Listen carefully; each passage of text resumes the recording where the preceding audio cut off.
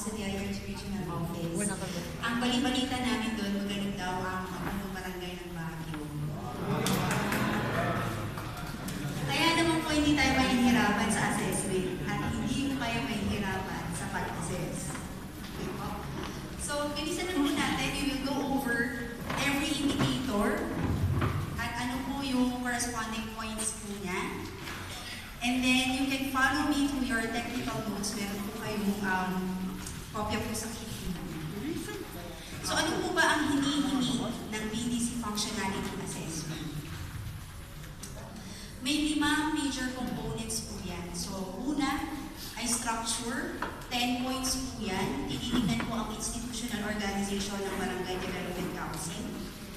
People, ito po yung human resource component at required membership ng council. So, 20 points po yun. Meron po kayo din nasa din po ninyo yung corresponding points. System, ito po yung pinakamalaking or the bulk of the assessment. 50 points po yan. So, malaki-laki.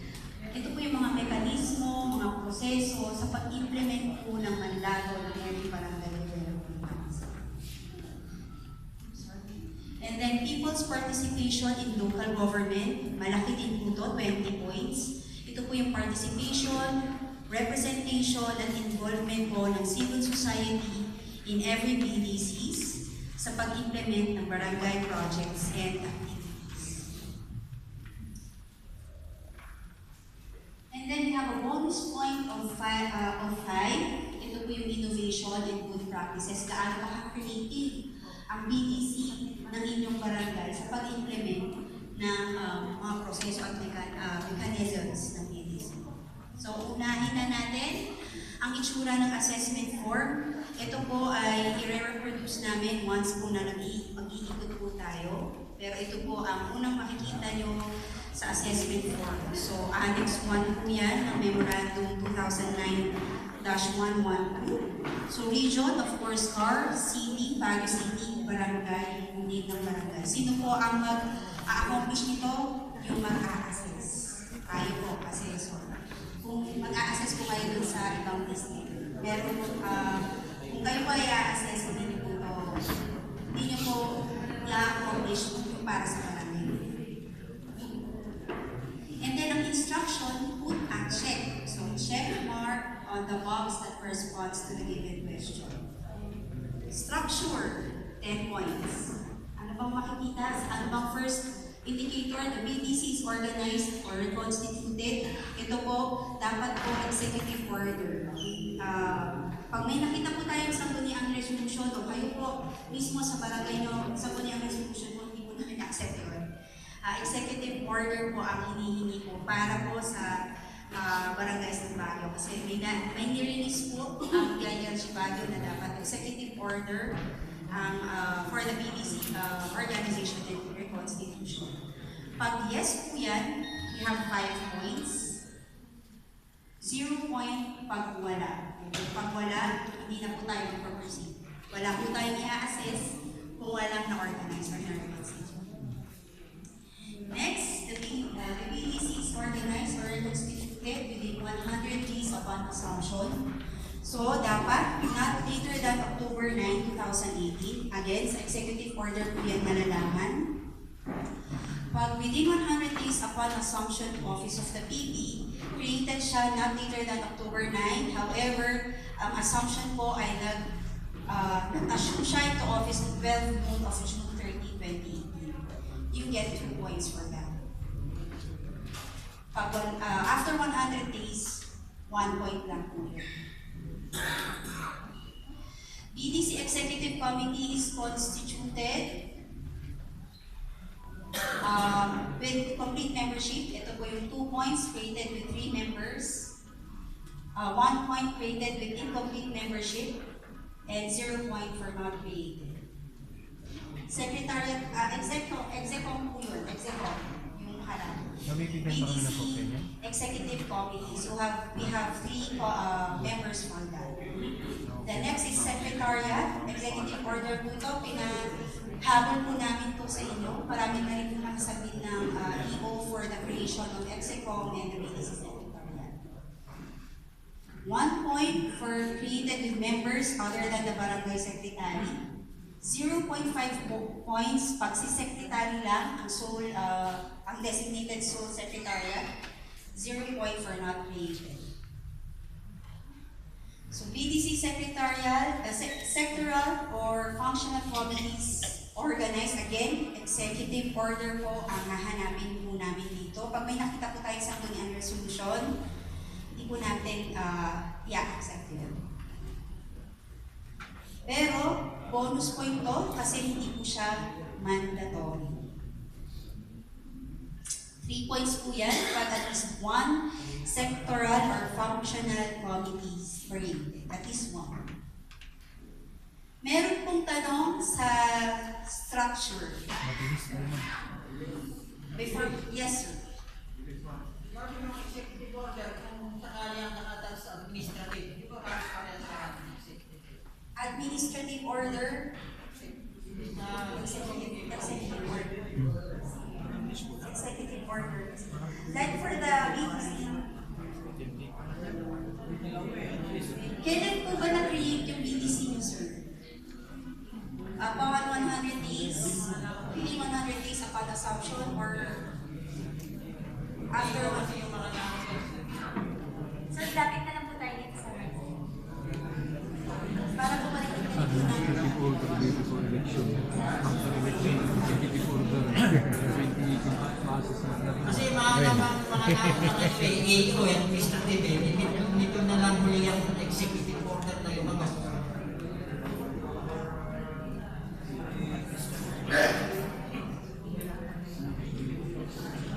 Sige, administrative order, executive order, kitaan me. Kitaan me ulit sa akin po di office. Baka namin create mo na yan.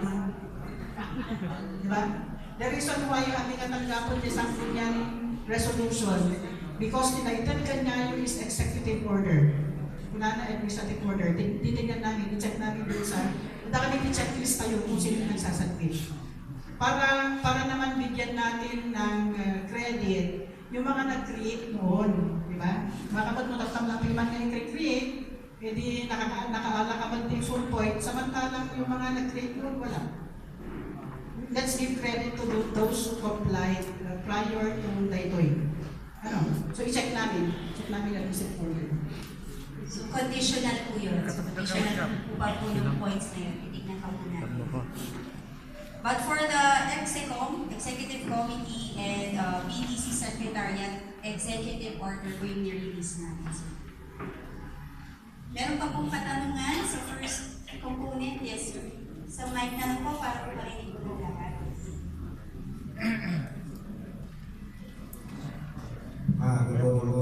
Dito sa executive order, may mga members dito, ilan ba yung dapat membro dito sa executive committee? Dahil sinabi nyo dito is tatlo lang. One is di punong barangay, then isang kanyang barangay member, two of them. And representative parang DNGO. Yes, sir, that's right. Tatlo lang. Tatlo lang, sir. Tatlo lang, sir. Meron pa po, sir. May nakita. Okay na po, sir. Okay. Wala na po? Okay, let's move on to people. Mabilis lang po tayo, di ba po? So first, 20 points po yung people. So BDC membership is in accordance with prescribed members per section of Section 107 of RA 7160. Again, makikita po yan sa executive order. Ilan ba dapat ang members ng BDC? So 14. Nandun na. May sagot mo. So 6 points, BDC with complete membership. Opo, kasama na po ang share doon. So BDC with complete membership as prescribed, may 6 points. Ang laki po ng points na yan. You get a half point or 3 points for incomplete membership. Ano pa ang mga prescribed membership ng BDC? Of course, kung barangay will be the chair and have the 13 members, 7 na sangguniang barangay member, si SK chairman, 1 representative of the congressman. For this assessment po, hindi po natin nire-require yung name kung sino po yung representative ng congressman. And then, at least 4 different CSO representatives For this assessment, next year po i-require po. For this assessment, specific names are not required. The name of the organization is accepted. So yan po. Sure nyo na survey. Yan po ang membership ng BDC. Second indicator under people, at least 4 or 1/4 members of the BDC are representatives from accredited NGOs. Accredited po. So number of representative from accredited NGOs, 4. Ang hahanapin pong means of verification po dyan. Executive order, certification of NGO or CSO accreditation. Kung may directory po ang barangay or listahan ng accredited NGO, certification or endorsement to represent the NGO. Yan po yung hahanapin natin. So 5 points, at least 4 accredited NGOs or 1/4 of the number of fully organized council, at least 4, you get 5 points. Pag you have 4 NGOs pero hindi accredited, 3 points. 1 point, less than 4, 0 point pag wala pong NGO or no representation from the NGOs. 5 points for accredited, for at least 4 accredited NGOs, 3 points at least 4 not accredited NGOs, 1 point less than 4. Ang dati kopyayo nga kastoy. Yan. Ang dati dito'y amin, di magpaganan dito'y, nakasurat. Tapno ang kayo nagsurat-surat. Sino ang number 2? Yan, dati Sino ang number 2? Nakalagay lahat dito. Sige. Habang dinidiscuss niya, sumusurot kayo. Ano ba ang pangalawa? Ay, ganun ba? Yan po ang labas siya. Hindi ko lang alam. Sige po, hanapin po natin yung page na number 2 indicator other people.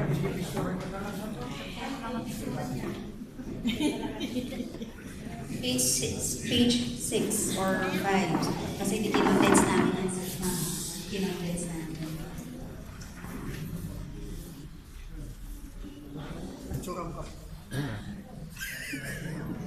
Yes, sir.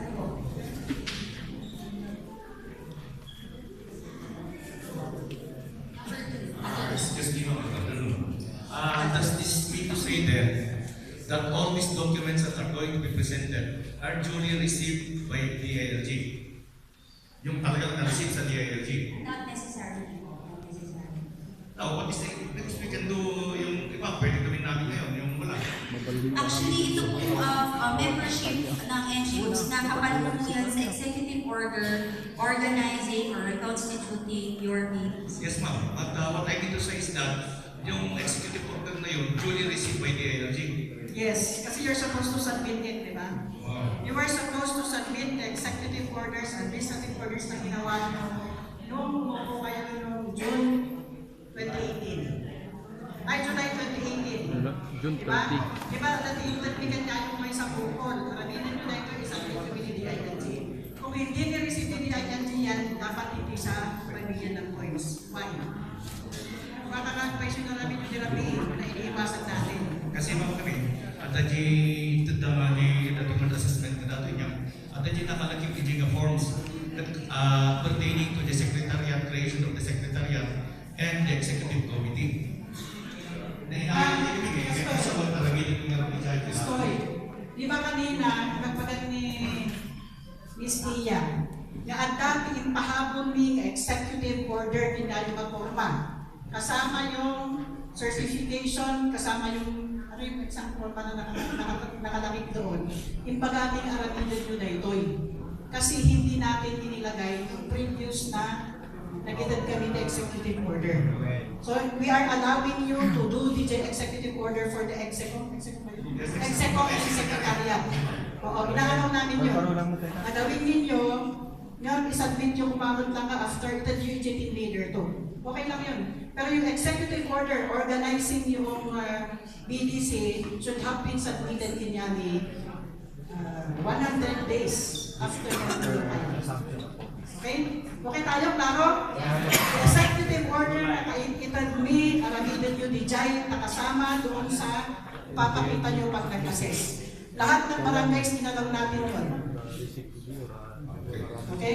Alin maliwanag? Okay. Nang DJI. Kasi ma'am, kasi naman ng GPPA, di makuburan ng GPPA sa DJI goods from July of 2018 hanggang mamulugin di January. Tapos yung nag-election tayo di July. So, July ito mamulugin. Pero may plano kayo. May plano kayo ginawa.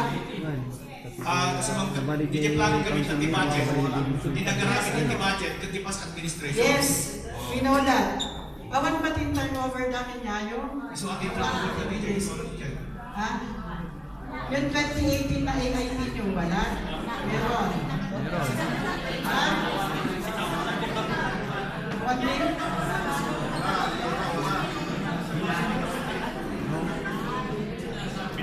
Nagtugaw ka rin yung 2018. Naarami din ni Jai. Supposedly, naarami niya balik in 2017. Pag nakayuman, dalawa nagpapa-approve at talaon. Diba? Nag-J 2019 yun, nagtapay ng mapaproban. Tatlo nga, bulan lang rin, nagpastawan. Kanya. I-check me di Jai budget office. No sino nag-Jai ang dati budget na man-approve ni 2017 applicable ni 2019. Yun ang gagawin natin. Kasi, yan. Kasi in 2018, yung supposedly, nung nag-turnover, isumarog na naman payment ng accounting. Nag-turnover dito yung finances, kan records tayo kay barangay, hindi sumarog mo. So, kaya yung purpose natin transition. Diba? Transition na yun. Yung problema, ano nagtati barangay na mga sumurot, inirex na kayo aking kakargan na yun sa computer dapat. Anyway, titignan natin 1 January to June yung July to December. Yung I doubt nga awan ng kabin na namin monthly previous. Kasi yung programs niya doon, yun din yung laman ng AIP nyo for 2018, di ba? Well, nadamot lang kasi yung annual investment program nakalagay doon. Okay. May indicator po tayo dyan. Later on, i-discuss po natin. May indicator po yung sa plan. Later po. People po muna tayo. Okay, at least 6 or 40% of all BDC members are composed of women. Nakapalog po kasi ito sa RA 9710 or the Magna Carta for Women. Okay, 4 points po. At least 40% or not less than 6 members are women. So 4 points. 2 points pag less than 6 members are women. And then you got 0 point pag wala po tayong women in the BDC membership. Next, BDC members attended any related trainings or orientation at least once in the previous year. Like this, no, BDC related activity. So 5 points, at least 1 training attended by all members. 3 points, at least 1 training attended by some members in 2018. And then 0 point for no trainings attended. Ang means of verification po natin dito is post-activity report of the training, attendance sheet, photocopy of certificate of participation, photo documentation with date and time stamp. So yun po yung hahanapin natin at hahanapin din po sa inyo. So at least 1 training lang naman po. Meron pa pong katanungan before we go to systems. Yes, sir. Yes, ma'am. Sorry po.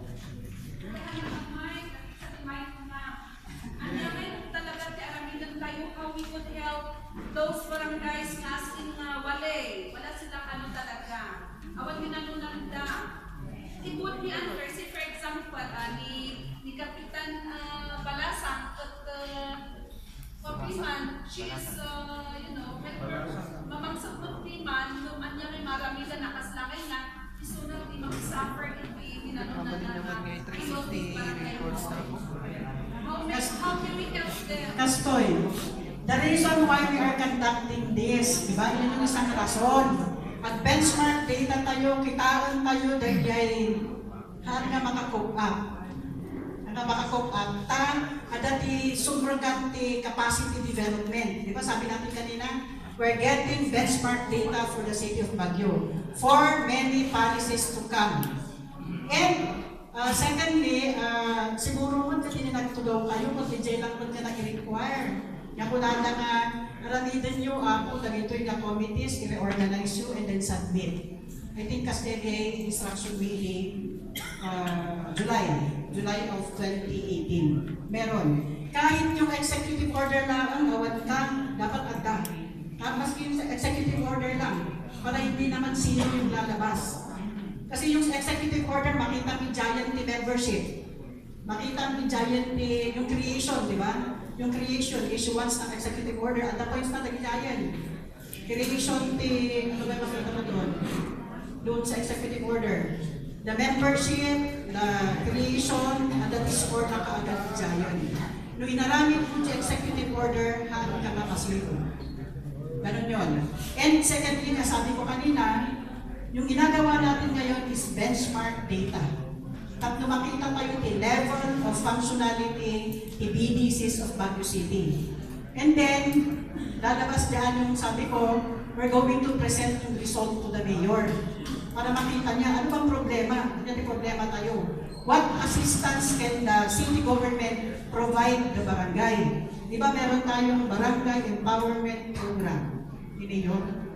No, so titignan natin dyan. And kaninang umaga, you were not there, no? Kaninang umaga, inorderan na amin na department heads to visit the barangay 2 times a week. Standing order yan. Lahat ng department heads ng 18 na departments ng City Hall, visit nyo ang every barangay 2 times a week. Kunana. Papahingi pagpagana ni Jai. Kailangan nilang bumaba, itatanda. Ano yung problema ni Jai area? Kung siya kumani, for example, sino ba example natin? The Treasury. Bumaba ni Jai barangay, kasaot ni barangay. Ano yung problema yung barangay? Ano yung mga problema natin when it comes to treasury concerns? Tapos ma-erase yun ni Jai, ma-addressan dito yung city. And ma-assistaran kayo. No? Yun yung first order ni Mayor kanina umaga. Okay, so expect na kumayag na kayo department heads. Araminan na lang yung schedule. Baka next week agad. Kasi ngayong week na to, gagawin ba ng scheduling? Sino ang pupunta sa ganitong araw, saan pupunta barangay? Yung detalling yun, hindi ko pa alam. So these are assistants. As early as now, assistants na ito take city government na nga tayo yung barangay. Okay? Yun yun. Yes, ma'am. Kasi nagkakita ka barangay. Kaya na si Kate Abda, huwag nilapitan mo. Asan si Kap Manso? Ha? Manso?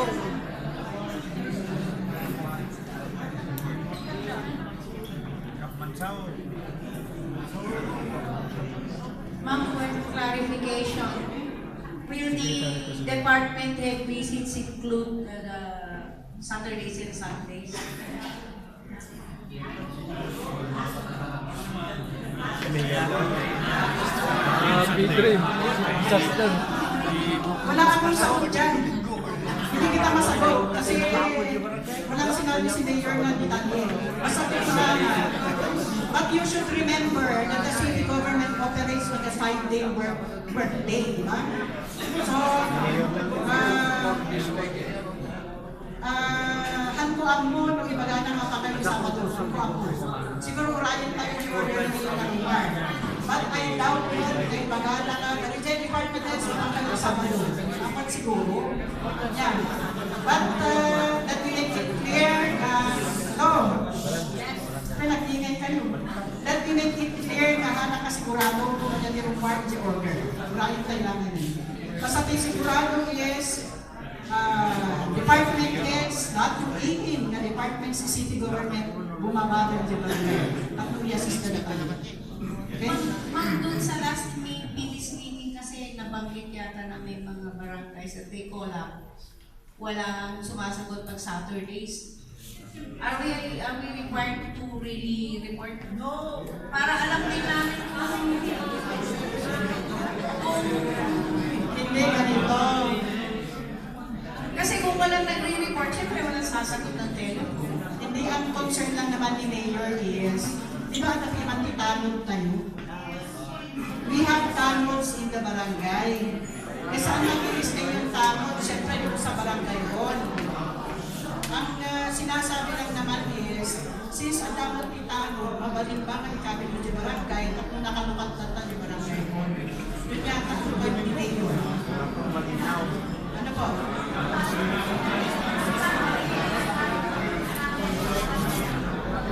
Ako na kayo, magtigindan tayo sa upat at mamaawatan ng pagpagayo. Please, make sure na ang recognize kayo at masagot tayo. Tapos umay kayo dito eh. May kapunta kuha tayo. Nanandun tayo man mismo kini from Madam Evelyn's mouth.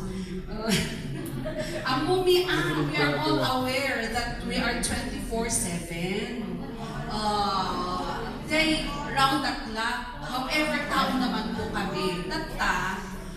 Amin kami, dedicated and committed, 24-hour, ganun-ganun. Awan po on call. Tilang dawatan ni, dagdag mi man ti mismo nga personal opinion mo with all due respect as our mother nga bakit numabalbalin the holidays and Saturdays, Sundays, numabalin nga haan kami nga formal nga report iti barangay Holta. We need to attend to our family, also our gardens, our houses. Laba kami kung kaya pa una yun. However, it does not mean that we are abandoning our responsibilities in our respective barangays. Kung naglaba kami, daldalos kami, at dati umay manon nga, kapitana o kagawad, kasi sige, may kuti. Right there and then that we attend to their urgent needs naman, because lakay at limot nga maawatan yung pumamadam. If you could defend us also, at the meeting nyo, it is in the government. Thank you. Si Kati Mother niya, si Kati Attorney Miguel Everett. Mother sa kanta. At tatati concern yung mother lang. Pero pag wala, may ako ni ILG. Diba? Pero, I'm just kidding. Concern ka rin kinaklan ko kasi hindi ko narinig na pinonounce ni Mayor ito. Basta ipagada lang kanya. Ang concern naman yata is, nung tawagan na kayo gamit kay holiday, na kayo sama tawagan. Tawagan lang naman, ma'am. Wala kayo. Nung tumawag ba ni Mayor, wala kay staff na, kaya telepono dito ng barangay, sasagutan nyo? Ayun, ma'am. Anyway, kastoy ni kasta tayo, I'm trying to talk to the mayor and clarify yung dito yung issue na. Yan. I-clarify ko muna bago ko kayo karating. Okay? Para hindi naman tayo, Kapitana Evelyn, kamagat pa yung kini mayor, wala sa ukalipay, may panggap dito eh. Yan. And then, inform na kayo. Ma'am, umadayo tayo. So nga, umadala tayo. Next meeting doon, pagkapamigay dyan. Yes. Na kami, nalagang kami nakalukat ni Sundays. Ha? Yung barangay hall, nakasara, ngayon kay taon-taon na kalukat. Okay? Duwa kami yung bisina, mga nagatitid.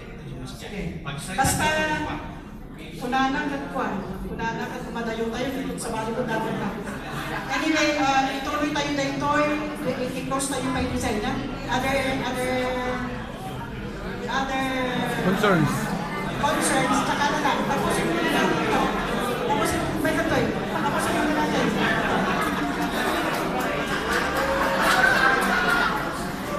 Okay. Mga dami na ng concerns, no? Pero BDC po muna ang pag-usapan natin. One point at a time. Let us focus po sa assessment ng barangay ninyo at paano kayo mag-assess itong barangay when it comes to police functionality. Pwede na po tayo magpatuloy? Okay, thank you. Tapos na po tayo sa people, systems na po. Ito po, pinakamalaking points, 50 points. May tatlong sub-components po ito. Conduct of meetings, 10 points po yan. Formulation of plans and programs, 20 points. Plan projects are being implemented, 20 points. Okay. Conduct of meetings. Ang hahanapin po dito, of course, conduct meetings at least twice a year. So, meetings are conducted once every 6 months. Ibig sabihin po, once in every semester. So, first meeting, January to June 2019. Second meeting, July to December 2019. Ang scoring po dito is 5 points po, conducted at least once every 6 months or once per semester with complete attendance.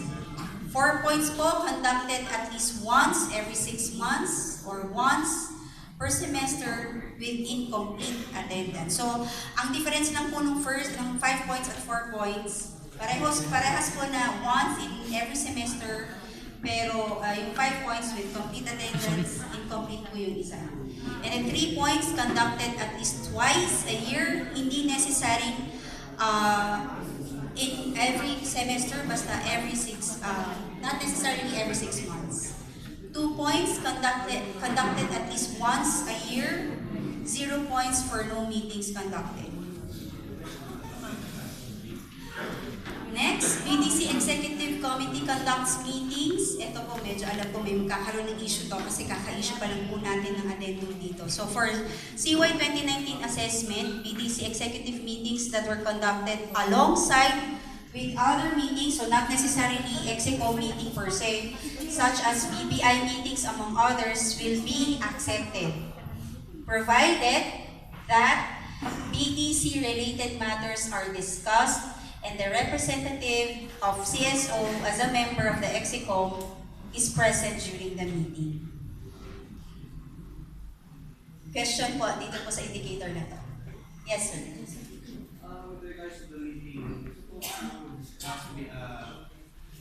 matters relative to the development plan of the barangay, which you do that during the regular session, which necessarily it's not the council, it's barangay development council itself. Will that have a point? Meetings conducted, ito po yung sa regular sessions, pwede po. So as long as na-discuss po ang BDC-related matters, ano po. At kasama po si CSO representative na member po ng EXECO. Ito po ang point scoring po niya.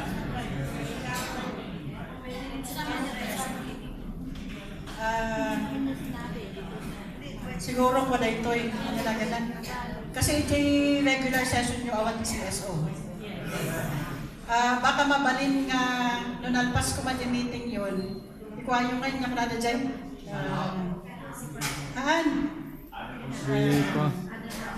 I-close nyo yung meeting nyo. I-close nyo yung meeting nyo. Adjourn. Open forum. Bigyan nyo ng chance yung doon nyo i-discuss yung BDC matters. Suspend Nga, at dati CSO nga kadwayo. Yan. Isama nyo na yung CSO partner nyo.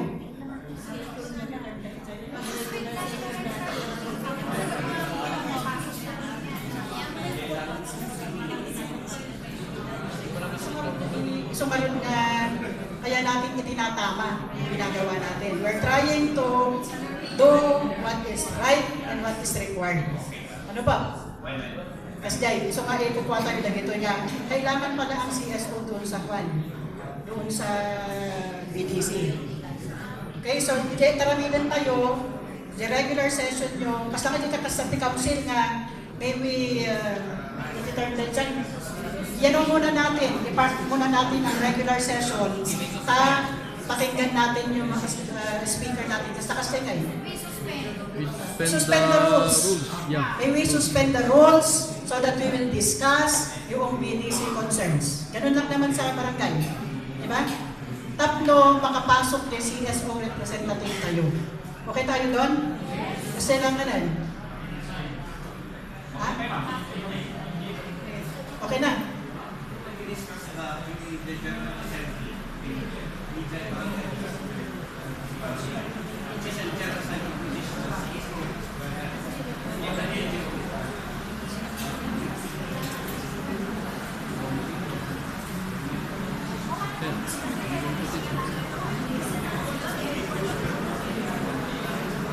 Yung kaming barangay assembly,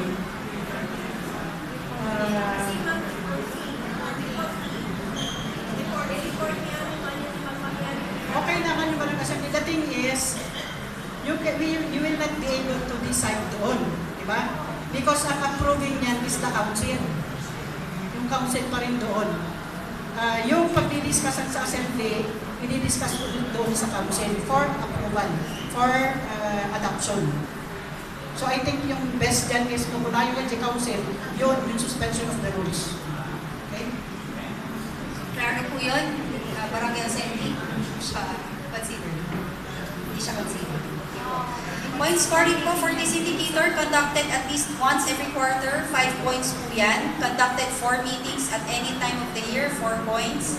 3 points for conducted at least 3 meetings a year, 2 points conducted less than 3 meetings a year, and then 0 points for no meetings conducted. Next indicator, sectoral and functional committee meetings are conducted. Means of verification po dito, minutes of meeting, attendance sheet, photo documentation with date and timestamp. So, bonus point po ito for total of 2 points. At least one sectoral functional committee meeting is conducted. Bonus point po ito. So, 0 points for no meetings conducted.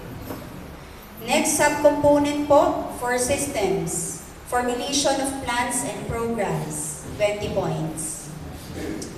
Barangay Development Plan is formulated. Means of verification, of course, the BDP, the resolution of BDC approving the BDP, Sangguniang Barangay Resolution adopting the BDP, and we will be looking for the certification by the Secretary na may Sangguniang Resolution approving and adopting the BDP. So for 2019 assessment, the BDP shall be crafted in 2018 and shall cover the period 2018 to 2020. Also, the BDP in any format or template shall be considered and accepted. Point scoring po niyan, mabigat po, 8 points. Ito po yung pinakamalaking points actually sa lahat ng indicators. Presence of a 3-year term-based BDP and 0 point for no BDP. Question po sa indicator na to. Yes, sir.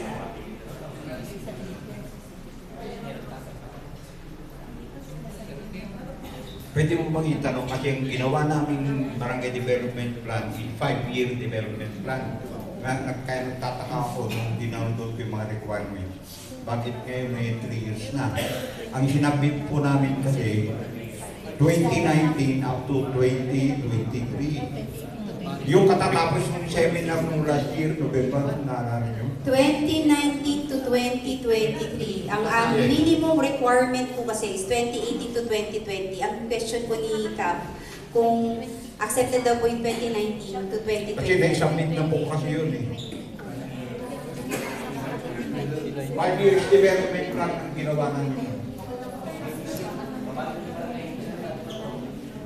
BDC kami, normally 3 years, di ba?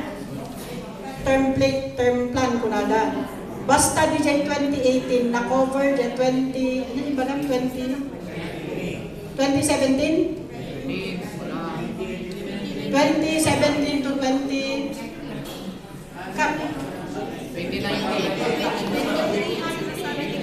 Ma'am, hindi kalkalpas kami seminar ni Barangay Development Planning, year 2018. Pinag-aramit na kami di Barangay Development Plan 2019 to 2023, that is 5 years. Okay. Tatagat require yung tatay 3 Ayan naman years. yung 2018 mo. Yung 2019 Yung kasi, 2018 nung panagawa yun.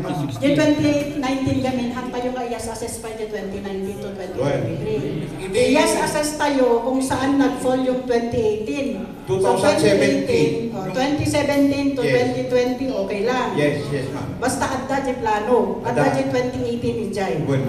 Yan yung 2019 awampay. Awampay. Next year to. Okay. Yung 2017, no tayo plano yung 2017 to 2020, okay lang. Basta Okay adda lang. di 2018 ni Jai. Okay. Nakapagod. Okay tayo? Okay.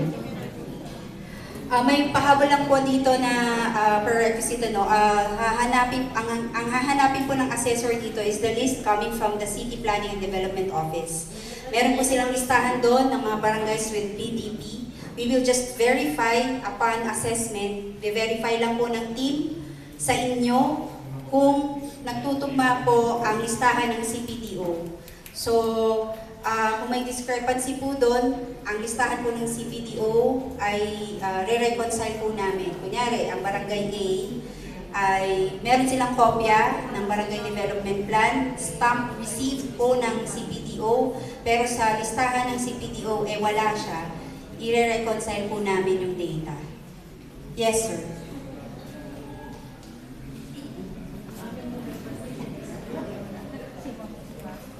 Kasi kami tayo tabang. Naaramin iti barangay, di 3-year or 5-year development plan. Ngayon, tiyara namin kami tata, every year kami amin darang ni BDC, tapos kas paregas na infrastructure, nagpas nga na-implement, may cut. Iso nga every year, nagsabsabit kami matlayan, iti city planning, para hindi nagati infrastructures tayo. Iso nga, oray nga hindi nakakabili dyan ng BDP, patagingon ko nanti city planning mo, nanya di priority projects iti barangay. It is even considered that it should be hindi ko natin dyan, in accordance with the priority of the barangay. So ngayon din tayo suksukatan mi di dyan ay shopping list mo nada. Takas ingaron iti system kami. Kung di BDP may kas pangarigan, di development plan, inaramid bineta 3-year plan, 17 to 20. Ngam di kargana di jay, hang tumag-tumag yan da dyan city planning, I am sure. Tas siyempre, ada tinainayon, ada tinaikat. Yung annual investment program po listahan. Yan. Tama? Nung kami updating, kung ano kaya yung yearly nga updating, kunyari, 2017 to 2020. Kung update ka for 2018, dapat i-update mo 2018, igana no 2020. Ganun dapat yung updating nyo. And then, they list you for 2018, yung submit yung planning, updated na rin yun. No, dumanon kayo man to 2020, update kayo. So 2020, i-adjust yung man 2020 to 2023. Ganun yung updating ng development plan. Hindi yung ramidan yung 3-year plan mo. Ito no next year, kasukatan man yan. Bakit nagbaliwan ba ni priority ni Jai? No. Possible. Possible na nagsukat ng mga katotally. Dahil sukat nga po natin yung updating should be done on a 3-year basis. So no 2017 to 2020, update up ni 2018. So marami ng 2018 to 2021. Update up ni 2019, 2019 to 2023. Kasi dapat i-updating yun. Yun dapat ang ginagawa natin sa updating. Hindi yung taon-taon kung suksukatan tayo na yung plano. Kaya nga tayo nagka-plano. Because the plan, yung plano na ito, bakit minomonitor? Sabi na naman natin. Bakit tinitignan? Because this is the blueprint of your direction in your development sa barangay. Eh kung pwede palang anytime at sukatak tayo, bakit pa tayo nagpa-plano? Diba? In the same manner nga, nung makita yung plano ni Mayor for 3 years, at iso niya 15-point agenda na. Yun. Kad, siyempre, nung nagpas ni term na, nagpas dapat na hindi siya aramidan na. Kung ano yung sinasabi niya dun sa 15-point na core agenda niya. Ganun yun. So, henceforth, i-advise me nga, update kayo 3 years. 3 years pa rin na ganun. Lusukatan nyo kung na yung 2018, 2020 yung, dapat 2020 to 2023. Ganon yung updating dapat ng Barangay Development Plan. Kanda ito yung tumumpan to listahan na ito yung kiniplanin. Meaning sa inyo ron kas pangarikan niya, di naramit mi nga development plan nga di jay, karkataro di dati kami kita, we are concerned na klaw na dyan infrastructure. Kas pangarikan na dati 18 nga projects ko, nga propose for projects for funding and for implementation. Kas pangarikan, di mapunduan ti EAP, at ti local development fund, kan mapunduan ti LDF. After 1 year, na-implemented ti 5 nga projects. Kahit naman saan hang kami nag-update, unto no next kami nag-update, sa amin ikatuntumag naging nga nakalista. Kat kami ma'am, naging nga listahan ng isang sa city planning, isumot, ipag-fill up,